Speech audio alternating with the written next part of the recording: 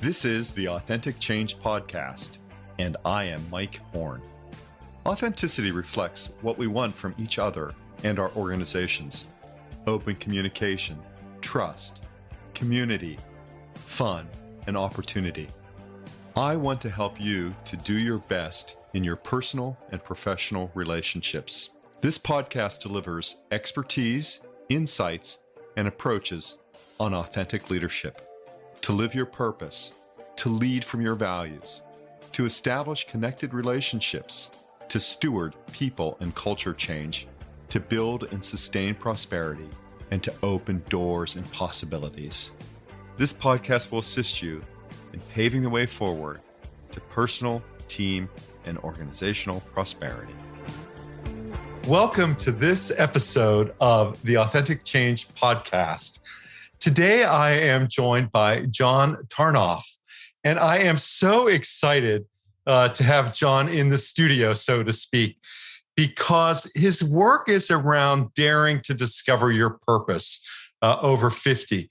I'm particularly interested in exploring with John issues and topics that are so important to all of us around careers and transitions, and particularly this idea of having at least two or multiple careers. And he is the Unretirement advocate.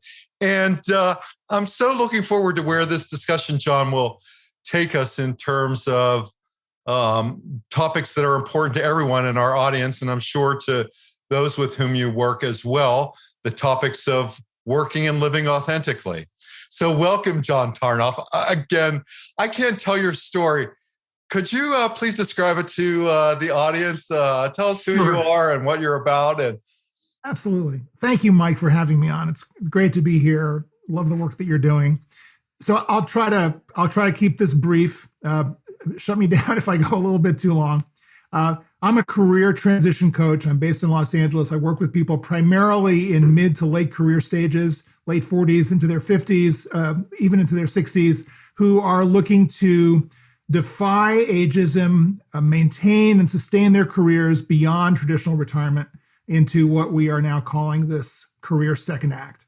And I come to this from a very unusual background because I am not like you. I'm not out of the HR people organization background. I come to this having worked in the entertainment industry for 35 years as a film producer, studio executive, tech entrepreneur in the 90s during the bubble. Really a project guy who was fascinated and remains fascinated by people and talent and why someone succeeds and someone else doesn't. And that theme really has underscored a lot of my career from the very beginning when I started out as a literary agent representing writers and directors. So my last main gig in the entertainment business was at DreamWorks Animation, which ended around 2010. And I was working on people initiatives there and projects because the company, when I joined them in the early 2000s, was still kind of in startup mode. And they were in the process of making all sorts of technology changes and cultural changes. And because I had a background in film, at that point I had a background in technology, Jeffrey Katzenberg, who ran DreamWorks Animation, whom I had known years before in earlier days in Hollywood, felt that I was a good fit to come in and help them navigate some of these challenges. And so that kind of got me into the idea of counseling, and I found myself much more so involved in working with people on directing their careers and finding the most fulfillment for them as artists and engineers in that environment. And along the way, I picked up a master's degree in spiritual psychology, which is a branch of positive psychology that focuses on self-responsibility and self-forgiveness as a vehicle for change, better relationships, a better sense of yourself, and better career. So that's kind of the way I come to this. And then I really actually wasn't planning on becoming a career coach for people over 50, but I did a TEDx talk in 2012, and the topic of the day was transformation. And I said to the organizers, well, do you want me to talk about all the transformation that's been going on in the entertainment business and streaming and digital and all that. And they said, well, you can talk about whatever you want. And I had been noticing how baby boomers coming out of the 2008, 2009 recession were having a hard time refocusing on career. They had lost a lot of their nest eggs. Their houses were underwater in many cases, and no one was hiring them. And I thought, well, this is a problem. We're living longer. We still want to work. We're a generation that is very motivated by work. Get a lot of meaning and purpose out of that. What are we going to do? So I came up with a prescription, kind of a self-responsible prescription for how people can go about evading the ageist workforce and the broken recruiting and hiring system, and sustaining and prolonging their careers. So many great avenues to explore with you, John.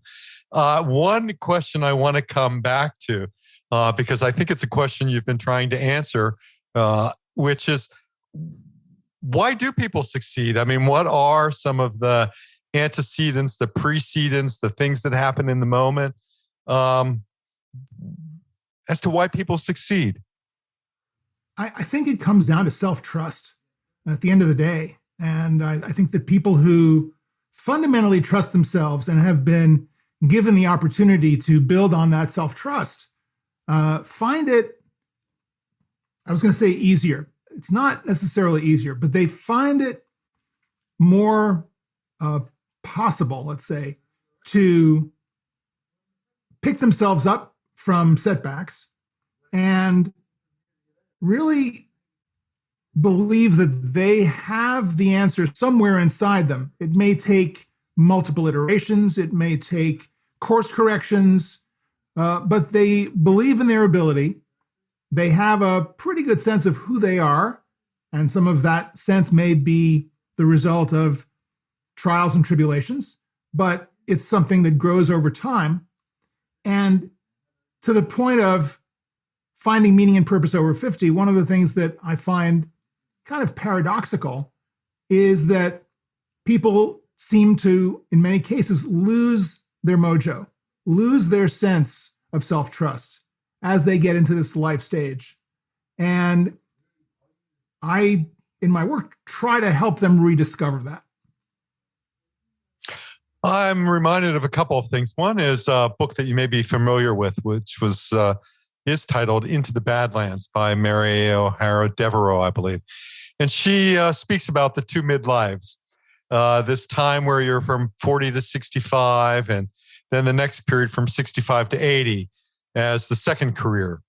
And I've always said that I have very poor role models and mentors, because it seems that all of them are still working, or they've worked until they have died, which is, I think, true. I mean, all working until their 80s and continuing. So,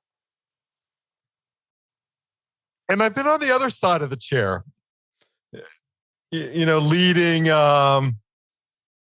human resources, and thinking to myself, well, why would I hire this person at 60 for an executive role? And confronting my age biases in that regard. So I love the spirit around defying ageism, the possibilities inherent at a second career. And I also have the good fortune of coaching people who are at about 50 years old, generally describable as very successful people. Maybe they've had their first VP job and they failed miserably at it, despite being technically prepared. And they come at it with this, as you describe, mojo. Tell me about that. About the loss of mojo? Well, tell me about that scenario that happens, at 50, perhaps combined with a failure, and thinking about, well, what do I really do next? Maybe I should be, toll taker as opposed to the accomplished, engineer I am. My understanding is that psychologically, as we get into midlife, let's say around the age of 50, for argument's sake, we begin to shift our mindset into more of a service-oriented mindset.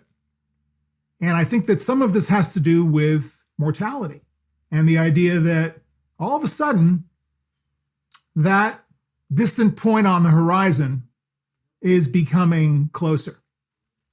And we're all of a sudden looking at our mortality and thinking, well, I'm on the other side of this halfway point here. What am I going to do? What's this all been about? And I think at the same time, we come at this from accumulating a fair amount of, on the one hand, experience, success, insight, but at the same time, a fair amount of baggage, regret, misfortune, challenges, whether they be personal, professional. We start to see what our limitations are. The bloom is off the rose, as it were. So I think all of these factors kind of conspire at midlife, around age 50, to halt us perhaps in our tracks, and we start to reevaluate. And depending on what that quotient is between success and challenge, perceived success or challenge, in many cases, we're talking about limiting beliefs. And one of the first things I work on with my clients is the limiting belief system that may be holding them back. It's an opportunity to, in my observation, make one of two decisions. One decision is you kind of cave in, you give up, you make an accommodation, you retire early, you downsize, and the other decision is to fall forward into a second act, a new destiny, a reemergence, a reinvention, a doubling down on who you are, what you can do, the value that you have been able to create and that you can create going forward. Now the question is, what are you going to do with it?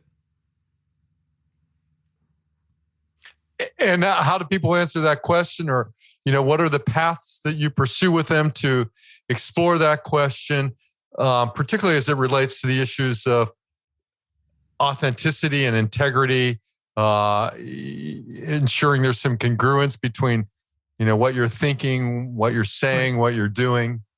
Right. Well, there are kind of two basic ground rules that I bring to the table here, two assumptions. One is that career you want, that unretirement career, second act career, sustainable career over 50 is already inside you. On some deep level, we already know what it is that we want to do, that we do best, which is the thing that we do that's most useful. But on the other side of it, getting back to the question of baggage, in order to create that career, in order to create that future, we have to reconcile the past. Because every little piece of damage, every little doubt that we have, every scar that we have from a past experience, whether it is a deal that went wrong, getting fired, not getting that promotion, losing that out to a competitor, whatever the derailer factors have been, the incidents that have caused us to doubt ourselves in the process. We're going to bring that into every meeting, every job interview. And what's going to happen is the hiring manager is going to go back to the committee and say, hey, I had this really interesting interview with this person and they're really great, but there's something about them. I can't quite put my finger on it. Let's go with that one.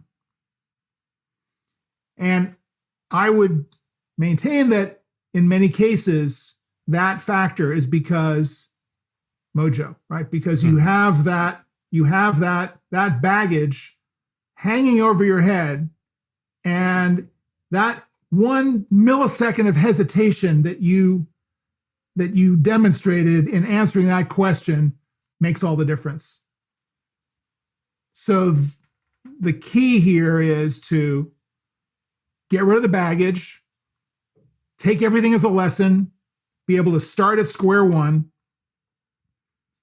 and then tap into that career, to that value proposition that's already inside you, deepen in it, live it, message it, and connect with other people to share it. It's not something that you're going to get on a dry resume. It's something that you're going to get by networking, by meeting people, by finding people who are in your tribe, who are like-minded, who have similar goals, values, aspirations for what they want to do, for how the world works, for what are the big problems that we need to solve in our industry. And through those relationships and those alignments, you're going to find opportunities coming to you. You're going to be attracting opportunities through your relationships. So you go from being a job seeker, hand in hand, please, may I have a job, to being a career magnet where people are calling you up because they know who you are, they know what you stand for, they know what you've done, they know what you want to do, what you can do, and they're interested in talking to you. Well, in part, it's accepting, or not accepting, but understanding our inner critic, I think, right? I mean, that's what I talk a lot about with people, is facing that inner critic. Yep. That's the start right there. Often the harshest judge at work. Oh, always the harshest judge. And thinking about, well, what are some of the ways that you help people to step into their potential, to step into their bringing their best to every situation? It really varies with each person depending on who they are, where they want to go, where they've been, what their skill sets are, how aligned they already are with that future career. What I find often is that people are so close to the problem and so close to their view of themselves, in some cases a limiting view of themselves, that they don't see the opportunities that are right in front of them. They don't see the synthesis. They don't see the themes that are present in their prior career or their career to date. So for me, as a coach, and influenced very heavily by my psychology training, I am encouraging them to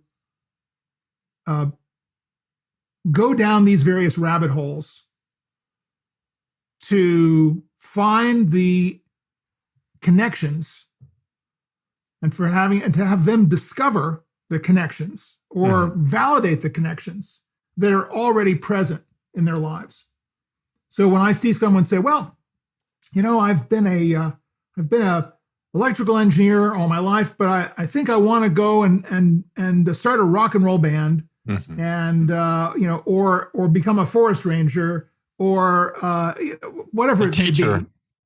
Something something that is a mental construct, right? Not a grounded, authentic. Yes, that's what I meant by that. My teacher reference as well. Yes, right. And so I think that's really, kind of getting out of our heads and back into our hearts is where I see a lot of the work. And once that starts to happen and people start to discover what's already inside them, that's an enormous self-trust builder, because they think, oh my God, it's there. It's already there. I can work with this.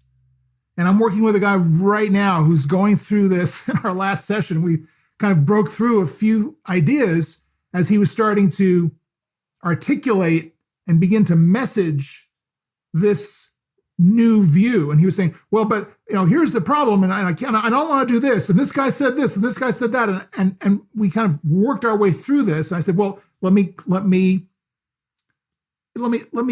challenge you on those assumptions that you're making. And is there another way of reframing those ideas? What would that reframe be? So he started thinking about it, and he kind of came up with some positive reframes on these challenges and began to see how this could go. And it was very exciting. I think that stepping to the helm at this point of midlife, at the 50 mark, requires a different stance for many. And definitely, it's a growth mindset. You have to adopt a growth mindset. Right.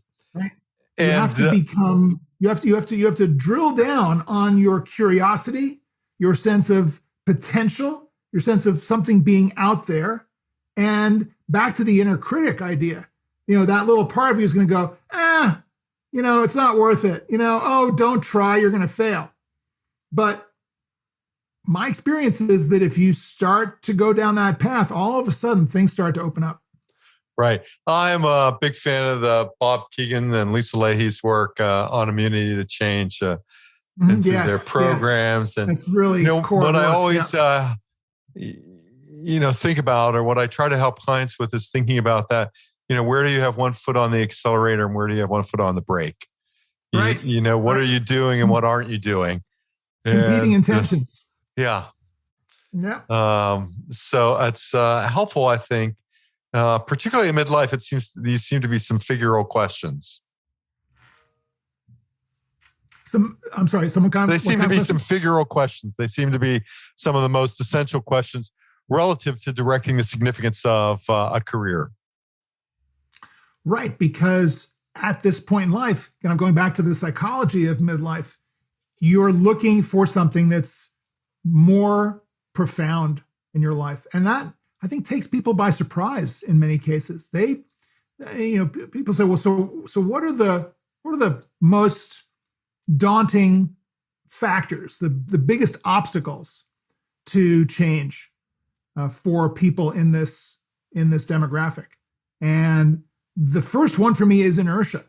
The idea that we think we can just keep going along at the same pace in the same way, and we should just be able to do that. And I meet many people who say, well, I just want to get another job like the one I've got. I just want to keep going that and doing that until I retire, and I'm just going to kind of go in a straight line. And they're very upset that the world is not set up for that. Right. And so how do you encourage people through that transition? I did a lot of work on Bill Bridges' transition, and I was always really fond of what he said, that it's not so much that we're in love with the past that we can't let go of it, or so afraid of the future that we can't embrace it. It's everything that's in between that gets us into trouble. It's like when Linus, the Peanuts character, has his blanket in the dryer. Yes. Well, I think there's a lot to be said for the creative imagination, and the idea that if you kind of detach from an outcome and just encourage people to think very freely and imaginatively about what could be, without having to think about how they're going to get there. That's, I think, what trips people up the most. They say, oh, well, I could be doing this, but I don't want to have to do everything I need to do to get there. So they sabotage themselves before they even try.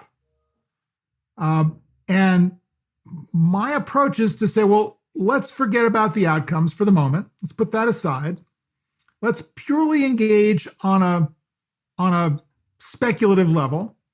And one of the techniques that I encourage people to do from the get-go is to start a brief daily journal, which is based on the artist's way idea of the morning pages. Julie Cameron was talking about 3 pages a day. That's a tall order for most people, so I kind of reduce it down to one small notebook-sized page.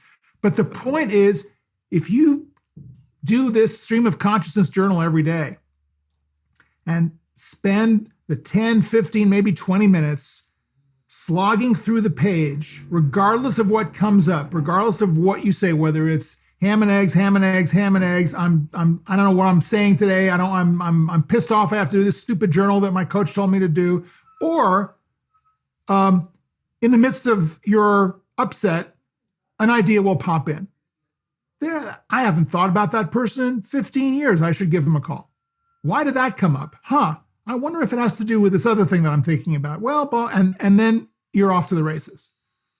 So if you can do this consistently every day for 30 days without missing a day, well, you've got a habit going, and that habit is getting you in touch with your unconscious mind from where everything proceeds. All of the possibilities are there to be tapped.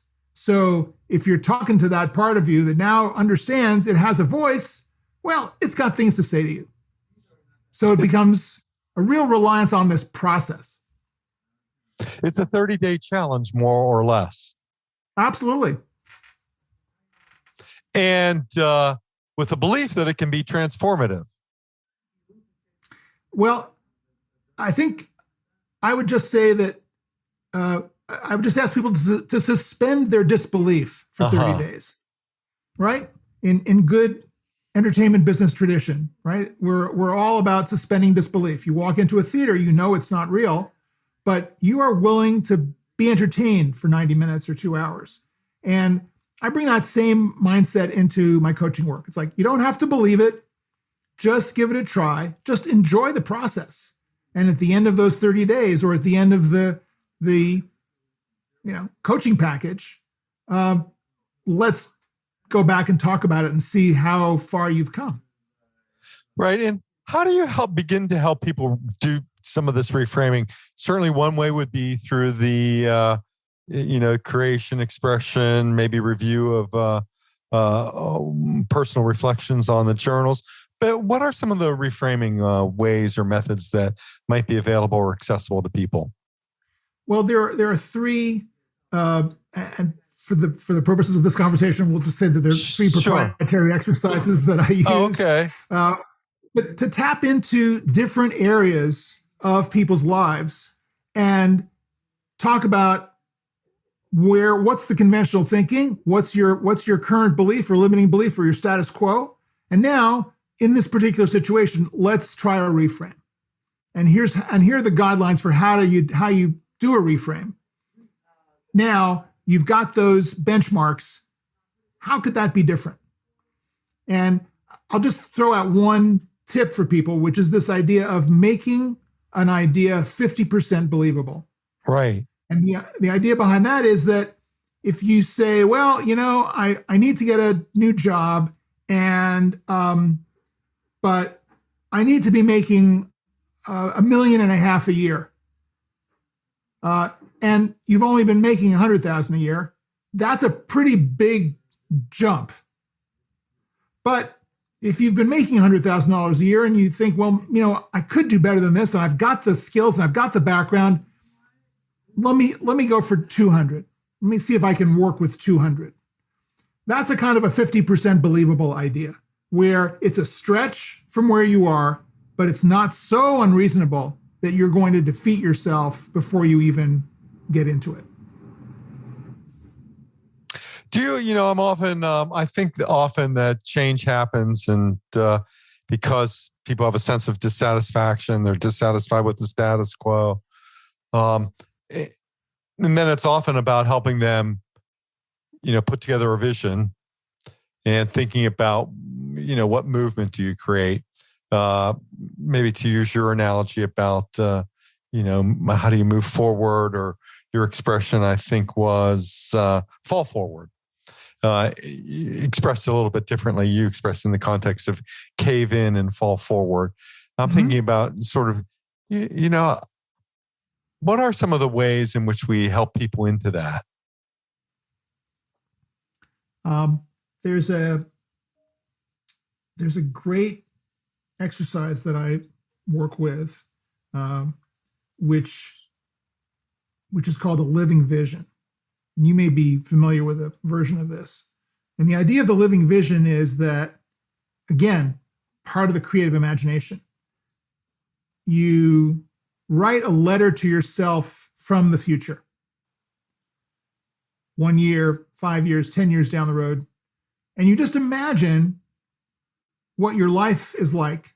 Or you you kind of project yourself into what your life is like. And I encourage people to not make this mentally specific, as in, I am vice president of sales for such and such a company, right? It's more about that probably won't exist in 10 years. Sorry?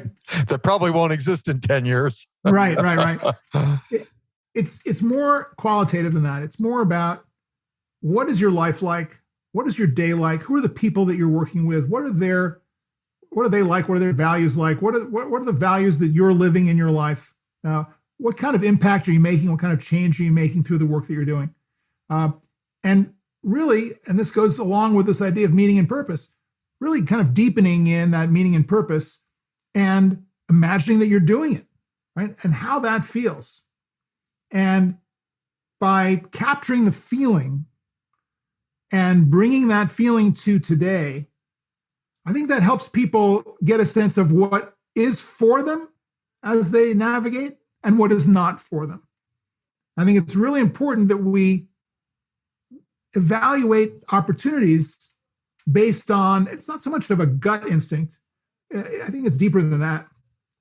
I think it really is a kind of a being instinct.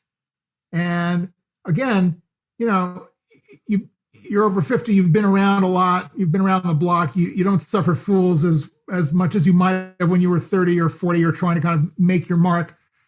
You want to be working in an environment where you're not going to get pissed off at people all the time, right? You want to feel like you're appreciated, valued, have an opportunity to do good work with people who are also doing good work, and where you all resonate with one another.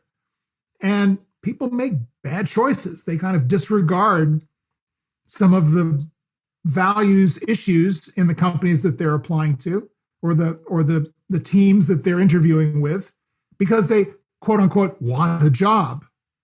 And my question to candidates often is, so what happens if you get that job just because you need a job and you're miserable? And then you're going to have to get into this process all over again, probably in 6 months, which doesn't look good on your resume. So why not get it right now?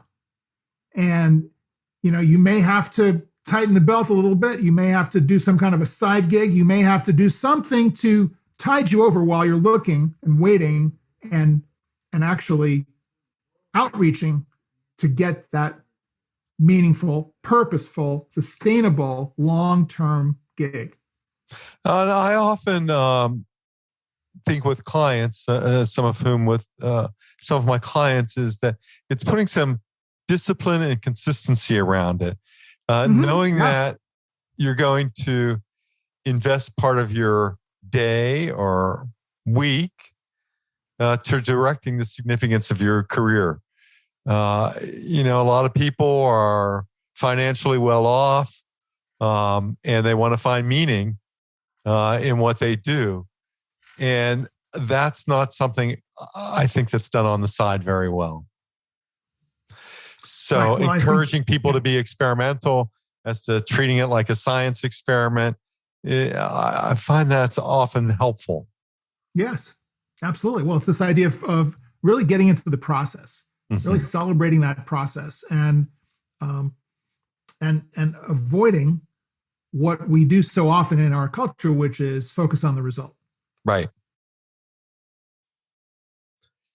Yes, that's a worthy goal to have, I think, in the coaching relationship and in helping people to develop their careers. So as you think about the possibilities that people have in front of them, how do you get them to step into their potential? I mean, are there one or two pieces of advice that you could provide to our audience, many of whom are in the people and culture business, or they're other coaches, or they're leaders who are bringing their organizations to scale? I think when you talk about stepping into potential, I think that the barrier to stepping into one's potential is largely a question of limiting beliefs and assumptions that we make about who we are, how the world works, and assumptions that we make about other people, about you were talking earlier about your own experience, questioning why you would hire a 60-year-old candidate for a job based on unfounded age bias. And perhaps at one point, your limiting beliefs were valid. And I would say that a lot of the ageism that we're experiencing in the workforce today is based on information from 40, 50 years ago, when in fact people did retire at 65. They were done at 65. There was not this culture. There was not this longevity. There was not this interest in work. We weren't as much of a knowledge workforce in society. So there are all sorts of changes that just haven't caught up to the management ranks around what's different out there. And I would say that in macro, when you're asking people to make changes, you have to start at the belief level, because so many of us make assumptions. We're in confirmation bias bubbles. Yes, of course. Right. Yeah. And you look at work cultures. You look at the homogeneity of many work cultures, company cultures, and interestingly, in all of the talk about diversity, equity, and inclusion, age as a diversity factor is only recognized in about 8% of DEI initiatives. So we are, even in the diversity field, continuing to exercise age bias. Yeah. And so we have a long way to go. Yeah. And I feel lucky enough that, much earlier in life that I studied, or I took a course with Maggie Kuhn, who was co-founder of the Grey Panthers. Yes. And she started it all. Yeah. To understand really how this bias persists, and its relevance, and yet to ignite the possibility of reinvention for folks and reimagination and really more continued significance at midlife and into the next stages of career. Yeah. So, John, if folks in our audience wanted to get in touch with you, how would they go about doing that? It's really easy. I'm on LinkedIn at John Tarnoff, JohnTarnoff. I think I'm the only John Tarnoff on LinkedIn. Okay. So it's really easy to find me, and my website is johntarnoff.com. So those are really the two ways to find me. You can contact me through the website. You can contact me on LinkedIn directly, and very much looking forward to getting into conversations with people about this topic. Yeah, I would. It's always great to have someone such as yourself with deep expertise in an area that is so wide, that is prevalent. So it's really great for folks to find John on LinkedIn or at his website, John Tarnoff, TARNOFF.com. Those would be the easiest ways to get in touch with him. And for me, it's just been an enlightening and refreshing conversation to step back on this topic, really without stepping back, and to consider the topics of integrity and authenticity and keeping it real and genuine and being of whole cloth throughout careers and during transitions. So, John, thank you again so much. It's a pleasure. I'm honored to be on your show, and thanks so much. And to all of our listeners, once again, thank you, John. And until the next episode, stay well. Thanks for listening. And I hope you'll subscribe today and tell a friend about our show. If you're looking for hands-on help to increase your success through authentic change, or have a question you'd like to hear me answer here, please email me at mike@mike-horne.com.